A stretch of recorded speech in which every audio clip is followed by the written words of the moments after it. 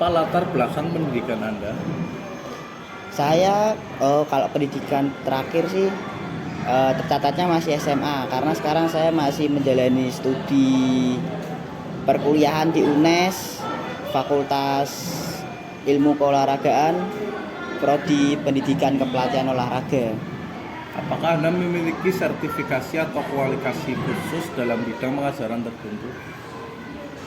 Mungkin belum ya kalau sertifikasi karena ya saya saat ini masih kuliah, tinggal skripsian di UNES.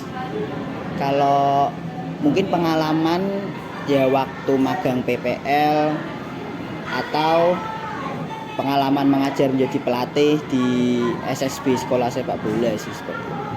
Apakah Anda secara teratur mengikuti pelatihan atau workshop untuk meningkatkan keterampilan pengajaran Anda? Sampai sejauh ini sih selama di sekolah ini belum pernah ada informasi workshop ya, maksudnya untuk khusus guru-guru PJOK seperti itu. Bagaimana Anda mendefinisikan gaya pengajaran Anda? Kalau gaya pengajar itu mungkin kita menyampaikan materi, cuman lebih ke menerima pendapat anak seperti itu. Karena kayak misal anaknya apalagi di sekolah dasar ya Mas, untuk anak-anak itu kan mungkin butuh perhatian lebih. Mereka kan masih suka mungkin ya dikatakan cari-cari perhatian, terus suka bermain lah. Mereka masih anak-anak, masih dalam masa bermain. Terus makanya kita harus ya lebih sabar untuk mendengarkan kemauan anak seperti itu. Apa strategi yang Anda terapkan untuk memastikan bahwa setiap siswa memahami materi pelajaran? Untuk strateginya yaitu adalah menyampaikan materi dengan mudah diterima anak. Seperti setelah kita menyampaikan teori, terus anak-anak itu langsung diajarkan, disuruh untuk melaksanakannya langsung. Jadi langsung praktek gitu, mandiri, satu. Bagaimana Anda menyesuaikan pendekatan pengajaran Anda untuk siswa dengan gaya belajar yang berbeda? Kalau untuk siswa yang gaya belajarnya berbeda, mungkin saya melakukan pendekatan pribadi. Kalau untuk sekolah sekarang itu kan ada beberapa murid yang spesial lah, berkebutuhan khusus seperti itu. Nah itu mungkin bisa dilakukan pendekatan pribadi seperti diajak bicara secara langsung, apa yang mereka butuhkan, mereka kurangnya di mana, seperti itu, untuk dijelaskan kembali seperti itu sih Mas. Bagaimana Anda menciptakan lingkungan kelas yang mendukung pembelajaran? Untuk lingkungan kelas yang mendukung pembelajaran, kebetulan itu saya orangnya jangan sampai lah untuk marah-marah ke anak seperti itu, karena mungkin apalagi peraturan sekarang yang orang tua sangat ketat seperti itu ya. Untuk tidak memarahi anak sebagai guru, tidak memarahi, tidak membentak atau gimana, itu mungkin ya jadi penghalang. Cuman ya terlebih lagi untuk yang dilakukan mungkin selama ini menegur, memberitahu bahwa misal mereka berbuat salah, diberitahu bahwa yang mereka lakukan itu salah agar mereka lebih belajar memahami seperti itu. Apa strategi Anda untuk mengelola perilaku siswa yang tidak sesuai? Yaitu melakukan pendekatan secara langsung. Mungkin kadang siswa kan juga sebenarnya siswa itu tidak ada kok Mas, siswa yang misal kayak nakal seperti itu, tapi ya mungkin dia butuh diperhatikan secara lebih lah. Makanya kita beri perhatian lagi secara khusus, terus kita beritahu kalau misal yang mereka berbuat salah, kita beritahu apa kesalahannya seperti itu biar bisa belajar dan tidak akan diulangi lagi bagi kelakuannya seperti itu. Bagaimana Anda merencanakan dan melaksanakan disiplin di dalam kelas? Untuk melakukan disiplin itu ya mungkin dengan cara, kalau saya gini Mas, absensi itu saya saat pelajaran dilakukan pada jam terakhir pelajaran. Jadi mau pelajaran selesai, mau istirahat seperti itu baru saya lakukan absensi. Karena untuk disiplin mungkin kadang untuk kalau pas sudah selesai praktek itu anak-anak sudah lari kemana-mana kan, sudah pengen istirahat seperti itu. Nah itu jadi ya anak-anak harus mau menunggu untuk sampai selesai semua prakteknya baru nanti di absen itu. Untuk lainnya ya anak-anak diperingatkan sih Mas, mungkin kalau misal keterlaluan mungkin diperingatkan 1 kali 2 kali seperti itu. Bagaimana Anda berkolaborasi dengan rekan guru atau staf sekolah? Kalau kolaborasi dengan rekan guru, kebetulan di sini itu sekali jam pelajaran PJOK itu digabung satu paralel. Jadi satu paralel misal kelas 1 itu ABC. Jadi mau tidak mau guru masih tetap mendampingi siswanya pada saat jam pelajaran PJOK. Karena ya tidak mungkin guru PJOK itu langsung menghandle 3 kelas yang kemungkinan 70 sampai 80 siswa seperti itu. Ya mungkin kolaborasinya dengan cara seperti itu sih Mas, untuk komunikasi soal pelajaran, mungkin komunikasi soal nilai seperti itu. Apa pendekatan Anda dalam berkomunikasi dengan orang tua siswa dan bagaimana Anda menangani konflik atau tantangan komunikasi dengan orang tua atau rekan kerja? Mungkin kalau dengan orang tua siswa selama ini karena di sini itu sistemnya mungkin tanggung jawab, enggak tanggung jawab ya. Orang tua siswa itu pintunya dari guru kelas masing-masing. Jadi kalau untuk komunikasi kepada orang tua siswa mungkin saya sampaikan ke guru kelas masing-masing seperti itu. Terus untuk guru kelas komunikasi dengan guru lainnya gitu ya dengan cara mungkin sampaikan secara langsung ya, atau mungkin dengan via WhatsApp seperti itu sih Mas. Untuk menangani konflik atau tantangannya? Untuk menangani konflik sejauh ini belum ada konflik. Mungkin kalau untuk tantangannya mungkin saat ini yang terjadi itu orang tua tidak terlalu paham apa yang disampaikan di sekolahan oleh guru. Nah makanya itu sering orang tua bertanya kembali informasi yang sudah disampaikan di sekolah sampai di rumah itu ditanyakan kembali kepada gurunya. Nah itu mungkin ya bisa dijelaskan kembali sih, mungkin seperti itu. Bagaimana Anda menilai kemajuan siswa dalam kelas Anda?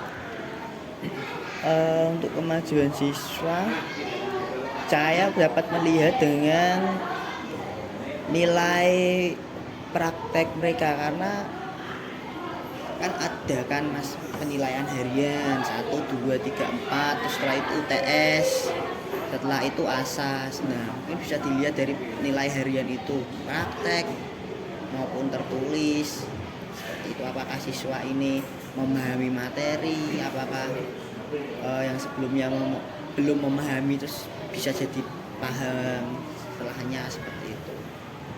Apa tindakan Anda jika siswa mengalami kesulitan belajar? Jika mengalami kesulitan belajar, kita lihat kembali ya. Maksudnya untuk melakukan pendekatan pribadi secara pribadi. Kira-kira apa yang membuat siswa tersebut kesulitan belajar, apakah mungkin penyampaian materi yang terlalu cepat atau tidak jelas seperti itu, atau mungkin dia memang butuh tipikal orang yang harus dijelaskan secara pelan-pelan, seperti itu juga ada.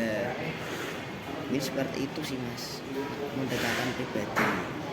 Bagaimana Anda melibatkan siswa dalam proses penilaian dan pemantauan kemajuan mereka? Melibatkan siswa, saya mungkin dengan cara memberikan evaluasi kepada siswa setelah mungkin melakukan penilaian. Jadi mungkin setelah mereka penilaian, saya kasih tahu hasil mereka seperti ini. Nah, evaluasinya juga disampaikan bahwa kamu kemarin ini kurangnya ini loh, diperbaiki yang sebelah ini, seperti itu sih mas. Apakah Anda terlibat dalam kegiatan ekstrakurikuler atau kegiatan di luar jam sekolah? Kebetulan saya mengajar ekstrakurikuler futsal dan mengajar SSB sepak bola itu. Tapi kalau yang SSB mungkin kalau ada waktu kosong saja seperti itu. Bagaimana Anda berkontribusi pada komunitas dalam organisasi profesi dan masyarakat? Dan sebutkan apa aja. Kalau komunitas, karena saya itu masih guru, itu sebenarnya masuknya ke karyawan sekolah ya mas, karena kan belum ada ijazah S1. Jadi ya saya mungkin belum terlibat di dalam komunitas, mungkin PGRI atau apa, tapi mungkin ya dalam lingkup unit sekolah ini ya kontribusinya mungkin saya setiap satu minggu sekali itu kan ada pertemuan untuk satu unit ini di sekolah ini. Nah ya saya menghadiri pertemuan rapat untuk proyek-proyek ke depan seperti itu sih mas. Bagaimana Anda mengintegrasikan teknologi dalam pengajaran Anda?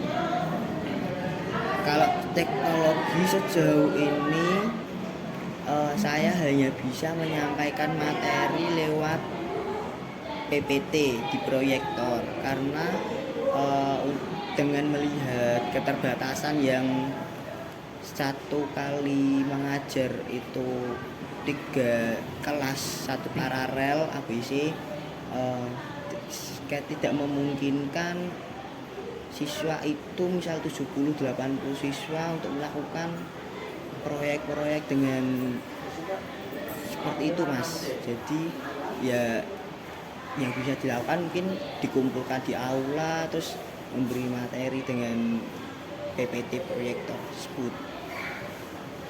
Apakah Anda memiliki ide atau pembelajaran berbasis proyek atau proyek inovatif yang telah Anda terapkan dalam kelas?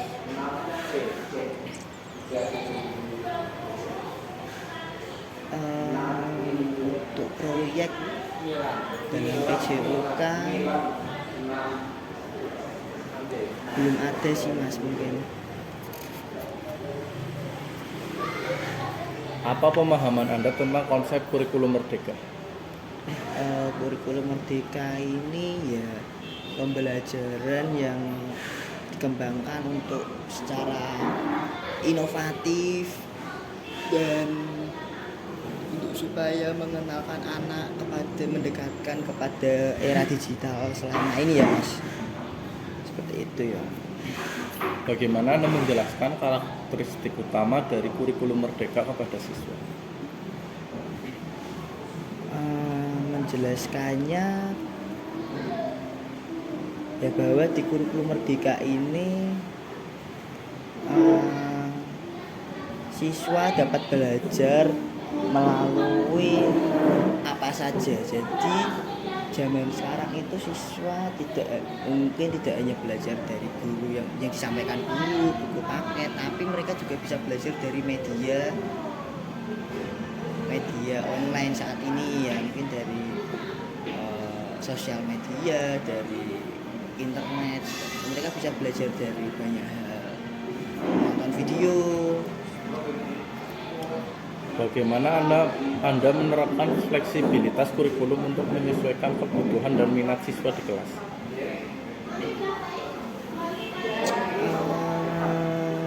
Menerapkannya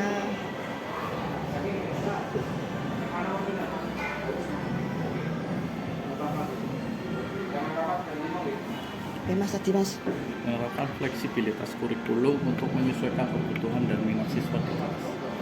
yaitu bisa untuk melakukan fleksibilitas bisa diterapkan secara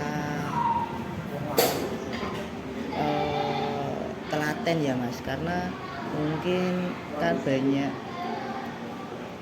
siswa atau mungkin fasilitas-fasilitas yang ada di sekolahan itu juga mungkin tidak 100% bisa mendukung pembelajaran untuk yang disesuaikan oleh kurikulum seperti itu. Jadi mungkin kita bisa memvariasi tersebut, seperti kayak yang dibutuhkan untuk di kurikulum, ternyata kita keterbatasan fasilitas. Nah, mungkin kita bisa terapkan dengan cara lain seperti itu. Bagaimana Anda memfasilitasi pembelajaran yang berpusat pada peserta didik? Fasilitasi pembelajaran yang berpusat pada peserta didik.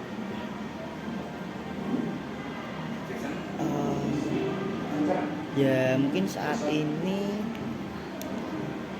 kita memberikan peserta didik itu, siswa itu kesempatan untuk memahami materi tersebut, untuk melakukan praktek yang memadai, yang mungkin mudah diterima oleh siswa, sehingga mungkin siswa tersebut dapat melakukannya dengan baik dan ya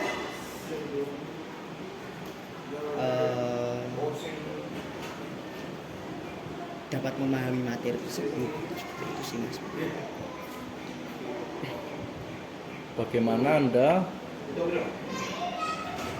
Bagaimana Anda mengintegrasikan teknologi dalam proses pengajaran sesuai dengan prinsip kurikulum merdeka? Mengintegrasikan Teknologi.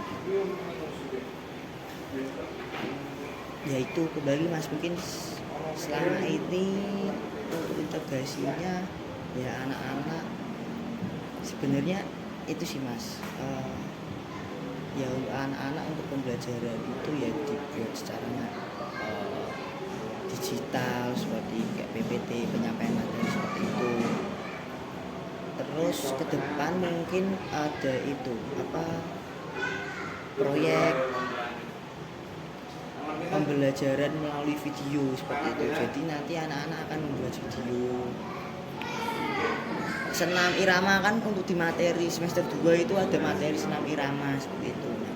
Nah, video nanti dapat dinilai secara video seperti itu sih mas. Apa jenis sumber belajar digital atau platform pembelajaran yang sering Anda gunakan? Sumber pembelajaran digital. Kayak YouTube, Instagram. Ya itu mungkin YouTube, terus TikTok, apalagi anak-anak sekarang kan sering banget main TikTok ya mas. Mungkin ya biar mereka bisa belajar secara langsung memahaminya. Seperti itu sih mas. Instagram. Bagaimana Anda melibatkan siswa dalam proses penilaian dan pemantauan kemajuan mereka? Ya itu sama seperti tadi, kayak kita selalu memberikan hasil pekerjaan atau penilaian siswa kepada siswa untuk bisa dievaluasi kembali dan diperbaiki. Apakah Anda menggunakan metode penilaian formatif dalam mendukung kurikulum merdeka? Iya, menggunakan. Bagaimana Anda berkolaborasi dengan rekan guru dalam merancang dan melaksanakan kurikulum merdeka? Berkolaborasi mungkin ya sebelumnya menginformasikan kepada guru kelas, guru masing-masing jika ada mungkin pembelajaran yang akan disampaikan, terus kemudian persiapannya apa saja seperti itu untuk menyiapkan anak-anak juga mengondisikan seperti itu sih mas.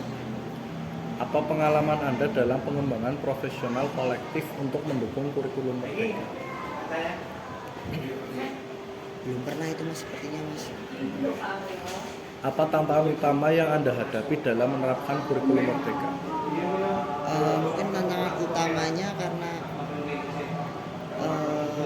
masa transisi ini ya mas, dari sebelumnya yang masih di kurikulum lama terus kemudian masuk ke kurikulum merdeka ini yang mungkin serba digital seperti itu, mungkin seperti itu ya masa transisi. Terus fasilitas juga kan, karena fasilitas sekolah tidak bisa menyediakan 100%. Bagaimana Anda mengatasi atau merespon tantangan tersebut? Ya dengan